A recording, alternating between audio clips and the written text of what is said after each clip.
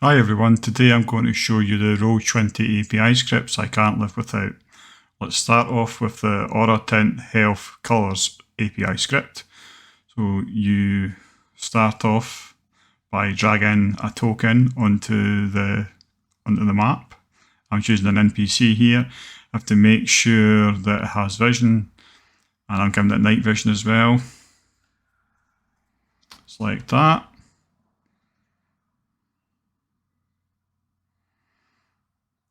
And we have to make sure both boxes are filled in with the stats there for it to work correctly. So now I'm going to exit the game. Go into Settings, API Scripts. Search in here for Aura, and then just click on the first one that comes in there. Click on the Add Script. And then launch back into the game.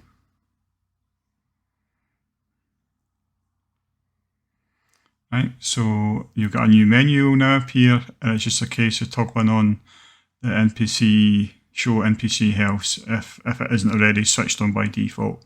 So now whenever you're dragging NPCs or PCs, this should now appear. We get to the next script, which is the Door Knocker API script. So again, we'll exit the game, go into Settings,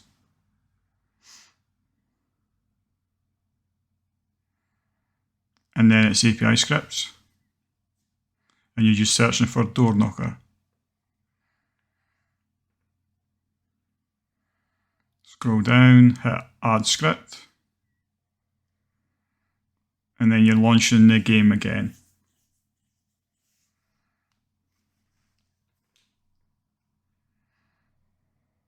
Right, so I'm going to start by drawing the walls in the dynamic lighting layer, and all I'm doing is I'm left clicking to start the line, right, and then left clicking to stop the line, and then it's a right click to close the line.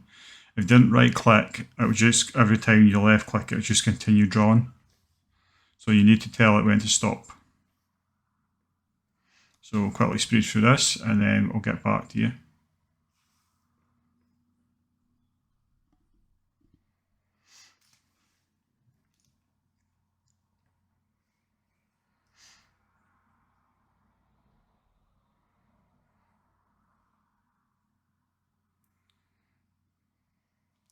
Right, that is now done. What I'll now do is I will create a cheat sheet for the door knockers in order to turn the wall colours into the correct colour that corresponds to this API. So we'll add a new handout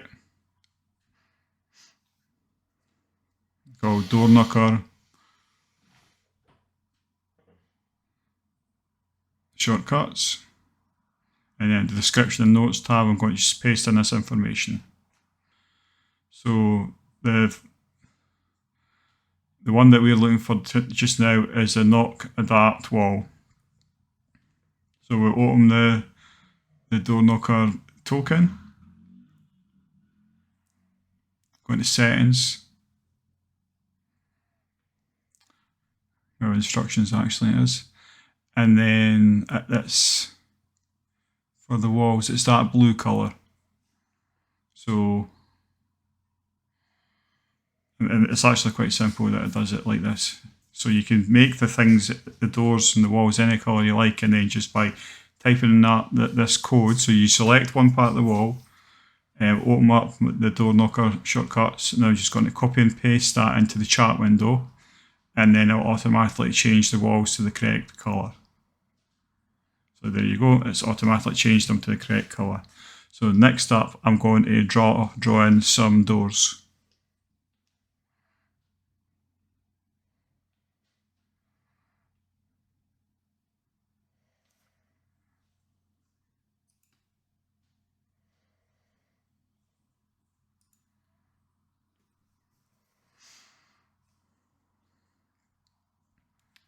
So all I did there to minimise the door knocker shortcut handout is I just double clicked in the heading of the handout, and that shrinks it there into the screen, as you can see.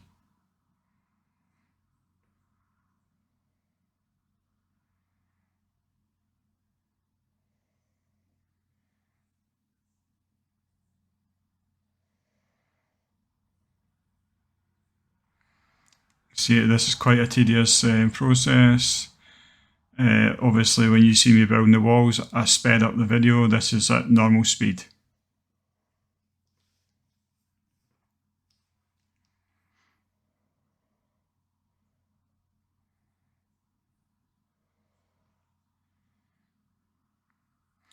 Right, so all these doorways are unlocked.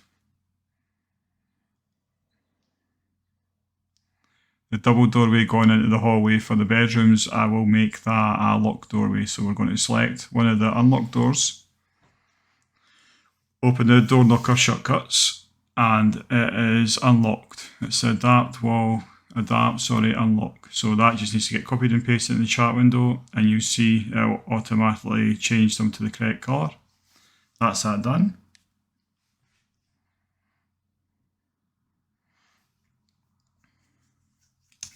I'm going to double click there to minimise it.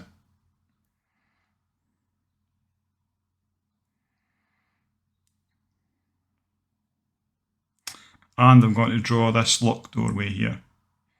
So I'm going to go and select it.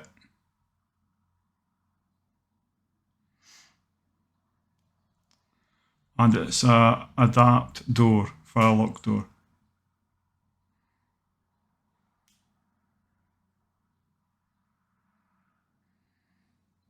And as you can see, it's changed. And it's just a case of finishing off the doors for the barn. These are all going to be unlocked.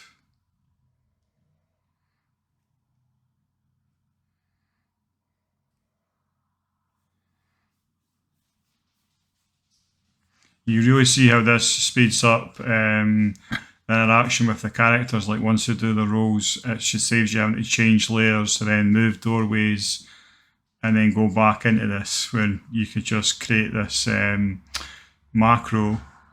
So once the player tokens walks up to where a doorway is, if they pass a check, it's just a case of pushing one button and then they can walk through.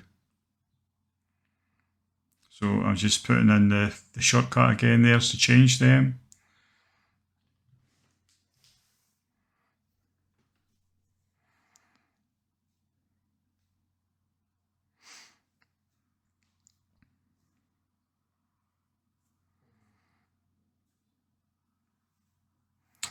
So that's what it looks like when the light's blocked.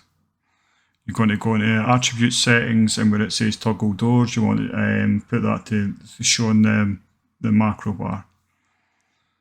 So as you can see, the token goes in front of the doorway, and one click unlocks it, and then stand next to it, you can click again to lock it again.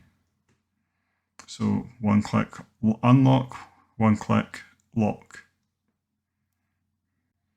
So the next API script we're going to show you is token name number. Now this is used for you being able to drag in multiple instances of an NPC token, and it automatically numbers it for you. So again, we're going to go into API scripts, and you're going to look for token name number and hit add script. And then you need to copy that %sign by numbered %sign. And once that's saved, we'll go back into the game. So you hit in the cog there, and where it says name, you put the %sign number, %sign. Make sure HP is switched off, and then hit save changes. We're going to go into the token, the sheet. And then you just have to delete the token and then resave the token. And that should be perfect now. So you'll remove that and then drag them off. And as you can see, they're slowly getting numbered. Now the reason you have to take away the HP is if you left that on, it would number each token, but as soon as one token took any sort of damage, it would automatically apply the damage to every single instance. And obviously you don't want that. You only want it to apply to one instance at a time. And sometimes here the NPCs aren't set up correctly, so the AC has come under like the PC AC instead of NPC AC, and that's why I had to change it there. So even though it's automatically numbered that there, you're still better to go and edit the token, remove default token, and then select it again. And that stops any issues from happening. So I'm going to delete that, and then I'm going to drag over multiple instances of the token.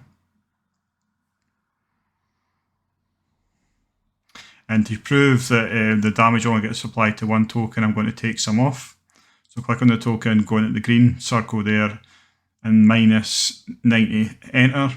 And you see it takes the damage off it, and then you just put plus any number in there in return, and it puts it back up again if you make mistakes.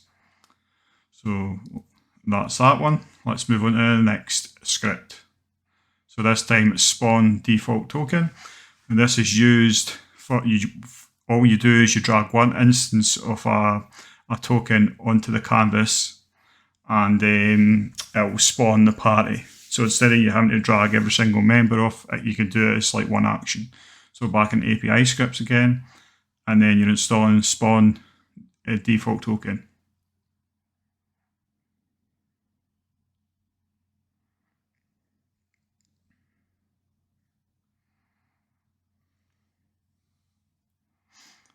And then launch the game again once it's restarted and no errors are shown in the output script. Output console, I mean. So I'm going to just roll a d20 here and drag that onto the canvas, and that will be our token for this spawn action. So you're going to create a new character sheet, and then you're going to name it spawn minus group.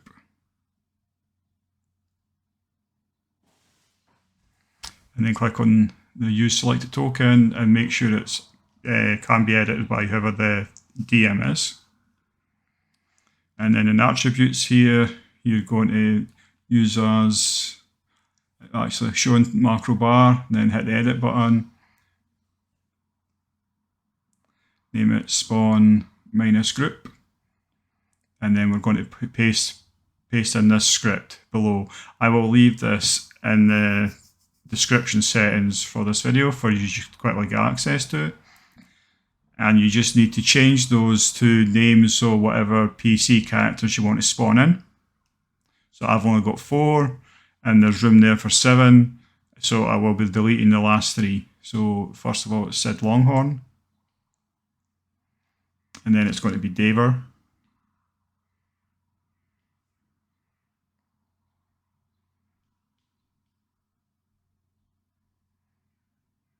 and then it's Zana, and then it's Bilgrim Offund. So that has to be the exact name that you have for your character. If your name was like Sid Longhorn, you couldn't just put Sid in, it has to be his full name. And then I'm just going to delete the rest here. Below the closing curly brackets, click on the tick, and then close this window out.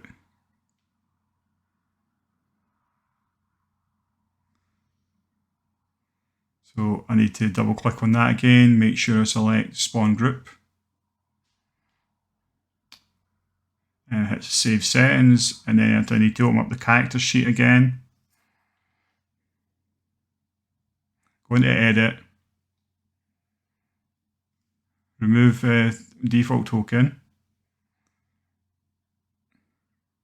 and then use selected token, hit save changes, and that should be perfect now. So hit the spawn group button, and you see everybody's spawned in. Perfect.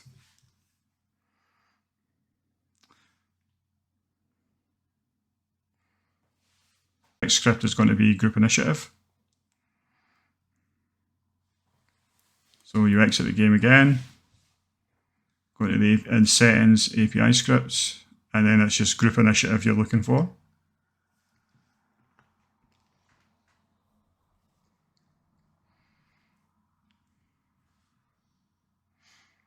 Add script, and then we're going to be creating a macro from this. So it's just that group minus init. So copy that, and then go back into the game. So go over to the 3 lines, and then add under macros. And then you're just going to call that group init.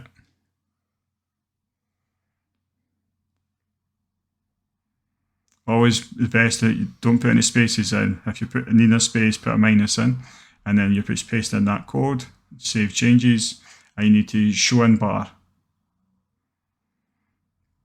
So select everybody actually bring up an initiative counter first. Select everybody, then group init, and as you see, every token you select, it automatically gets an initiative rolled for them. The next script we show you is called turn marker, and this puts a little icon on the timeline there underneath all your characters to show you exactly whose turn it is. So we're going to the settings, API scripts, and it's turn marker 1. You select turn marker 1, add script.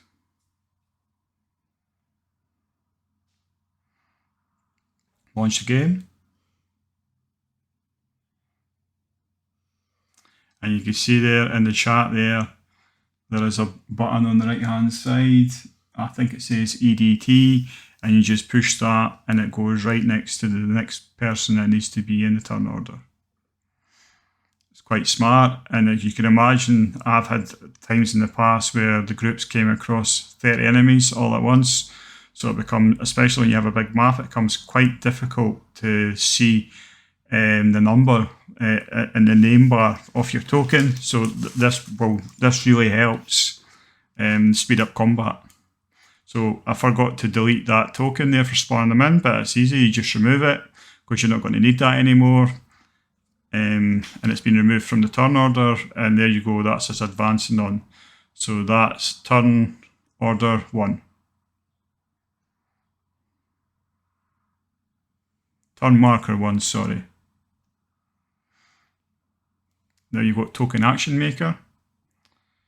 So I'm going to double click on Daver, bring up his character sheet, and this is how you traditionally do rolls on Roll20. You click on there, submit that, and then you see he's done a re-roll. And then you just double click on the bar there and it closes it, and then double click on the bar and it opens it. You can imagine that can become quite tedious. So what we're going to do is we're going to put actions up there in the top bar. So all you have to do is click on your token and then hit a wee shortcut. So it's token action maker you're looking for. Save the script.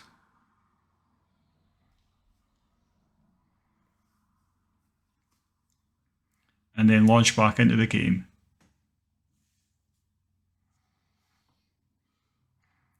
Select all the tokens, and then in the chat bar you're typing in !TA return. And that makes token actions for every character.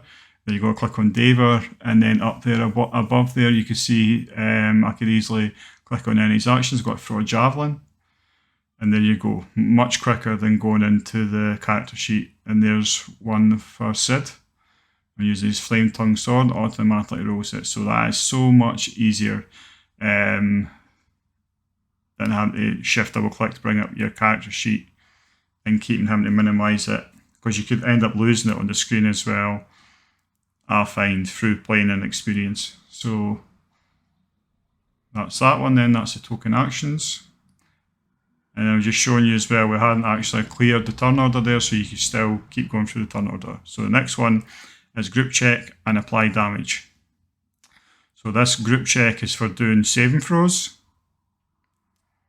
So we're going to go into the API script, and then regardless of whether you pass or fail the saving throw, you could then apply damage at the end, be it half damage or no damage or full damage. So you're just installing group check. So we're adding the script.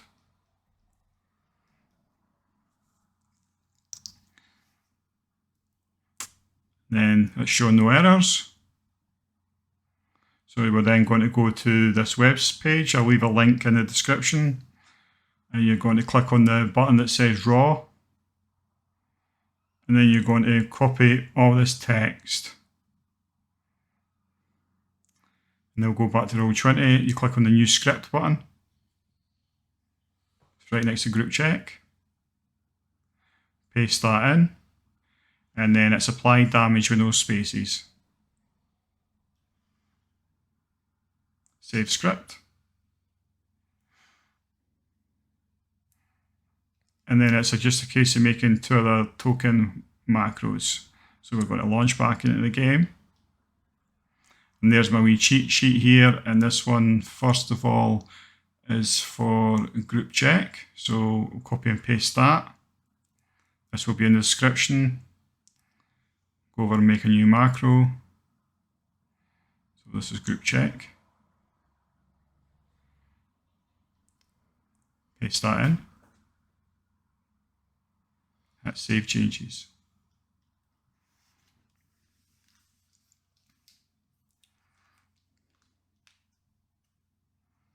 And then show it in the bar. And then that's another macro. And this is apply damage.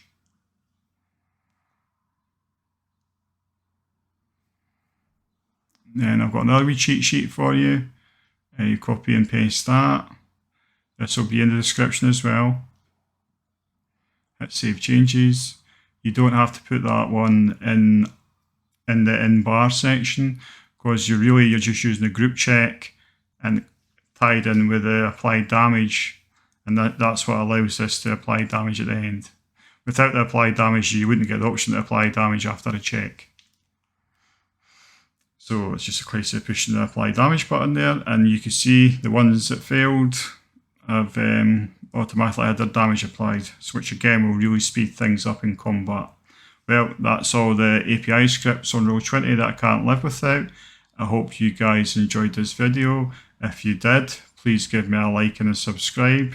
Thank you very much for watching, and I'll see you in the next one.